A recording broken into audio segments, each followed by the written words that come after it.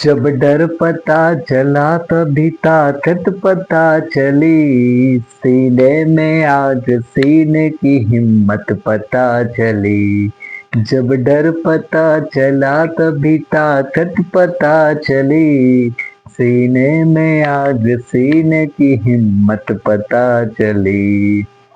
મિત્રો જ્યારે આપણને સૌથી વધારે ડર લાગે ને ત્યારે આપણામાં કેટલી હિંમત છે ને એ હિંમત બહાર આવતી હોય છે। આ સરસ મજાની પંક્તિઓ એ જ વાતની આપણે આગળ રજૂઆત કરે છે।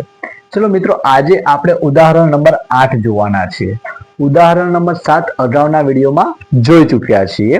આજે ઉદાહરણ નંબર 8 જોવાના છીએ। ઉદાહરણ નંબર 8 માં શું ટ્વિસ્ટ છે?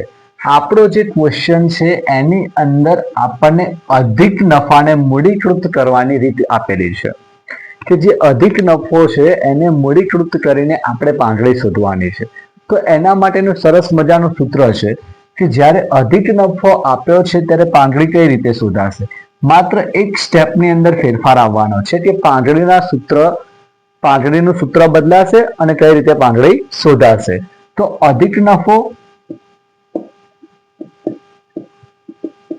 એને આપણે અપેક્ષિત વળતરના દર વડે ભાગીશું અને 100 વડે ગુણીશું ત્યારે આપણને પાંગળી મળશે। હવે આપણે અધિક નફો શોધવાનું શીખી ગયા છીએ। કઈ રીતે અધિક નફો મળે છે? તો સરેરાશ નફો ઓછા અપેક્ષિત નફો। સરેરાશ નફો ઓછા અપેક્ષિત નફો। સરેરાશ નફામાંથી અપેક્ષિત નફો બાદ કરીને આપણે અધિક નફાને મેળવીશું અને અધિક નફાને આપણે અપેક્ષિત વળતરના દર વડે ભાગીશું અને 100 વડે ગુણીશું એટલે આપણને પાંગળી મળી જશે। તો ઉદાહરણ નંબરમાં આ એક ખાલી ટ્વિસ્ટ છે। ચલો જોઈએ શું છે ઉદાહરણ નંબર 8। ક્વેશ્ચનને પહેલા મેં રીડ કરું છું। ક્વેશ્ચનમાં શું માહિતી આપેલી છે? વિરાટ અને અનુષ્કા રમને વનાદી જોડીનું એક્ઝામ્પલ આપેલું છે। વિરાટ અને અનુષ્કાની ભાગીદારી પેઢીની પાંગળીની કિંમત અધિક નફાને મૂડીકૃત કરવાની પદ્ધતિને અનુસરીને નક્કી કરો। અહીં આપણને કેટલીક માહિતી આપેલી છે।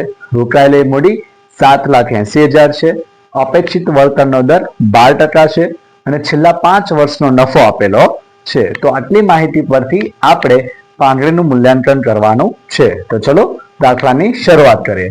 ફોર્મેટ બનાવી દઈએ। પહેલા આવશે ક્રમ, બીજામાં વિગત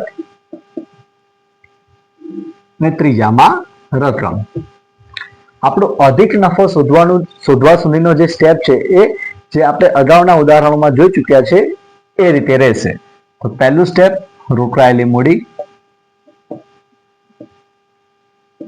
જે ઓલરેડી આપણને ક્વેશ્ચનમાં આપી દીધેલી છે, એટલી છે 7,80,000। ત્યારબાદ આપણે અપેક્ષિત વળતરનો દર દર્શાવીશું। અપેક્ષિત વળતરનો દર, તો અપેક્ષિત વળતરનો દર આપણને 12% આપવામાં આવ્યો છે। ત્યારબાદ આપણે ત્રીજા સ્ટેપની અંદર અપેક્ષિત નફો શોધી લઈશું। અપેક્ષિત નફો, તો અપેક્ષિત નફો કઈ રીતે શોધાશે? તો રોકાયેલી મૂડી ગુણ્યા અપેક્ષિત વળતરનો દર। રોકાયેલી મૂડી કેટલી છે? 7,80,000 ગુણ્યા 12%। ચલો કરીએ।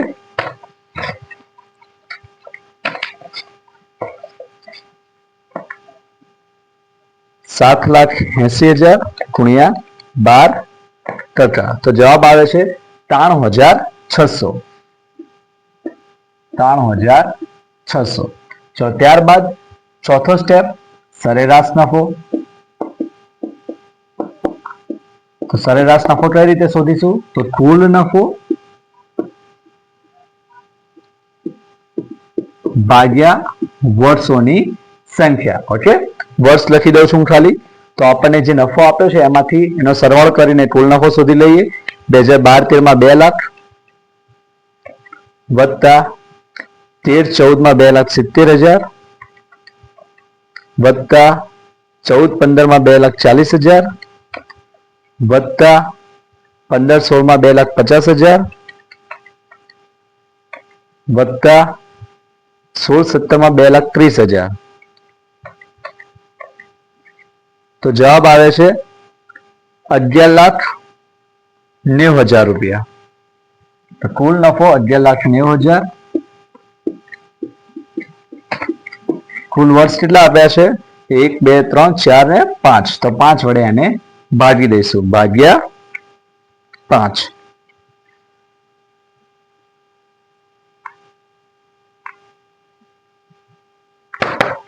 જવાબ આવે છે 2,38,000 રૂપિયા. તો 2,38,000 રૂપિયા એ આપણો થાય છે સરેરાશ નફો. હવે આપણે અધિક નફાને શોધી લઈએ. તો 5મા સ્ટેપમાં અધિક નફો.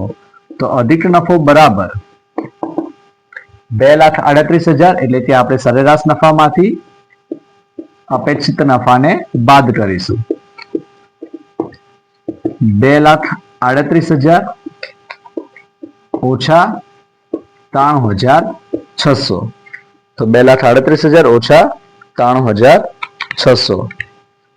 તો જવાબ આવે છે 1,44,400. 1,44,400. હવે આને આપણે પાંગડીમાં ફેરવી દઈશું, એટલે છઠ્ઠો સ્ટેપ પાંગડી.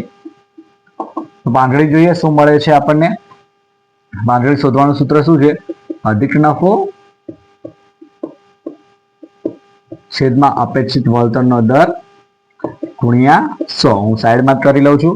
અધિક નફો છે 1,44,400 છેદમાં 12 ગુણ્યા 100 ભાગ્યા 12 ગુણ્યા 100.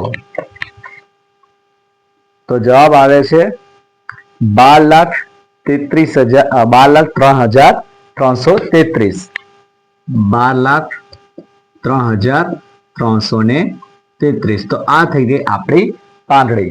ઓકે, આ રીતે આપણે એક્ઝામ્પલ નંબર 8 ને સોલ્વ કરીશું. માત્ર એક નાનો એવો ટ્વિસ્ટ હતો, એ છે આ સૂત્ર કે પાંગડીનું જે સૂત્ર છે એ અધિક નફાની રીત આપી હોય ત્યારે અધિક નફો છેદમાં અપેક્ષિત વળતરનો દર ગુણ્યા 100 એ રીતે શોધાશે. આઈ હોપ કે બધાને આ દાખલો સમજ પડી હશે. પ્લીઝ વિડીયોને લાઈક કરજો, શેર કરજો, ચેનલને સબસ્ક્રાઇબ કરજો. Thank you.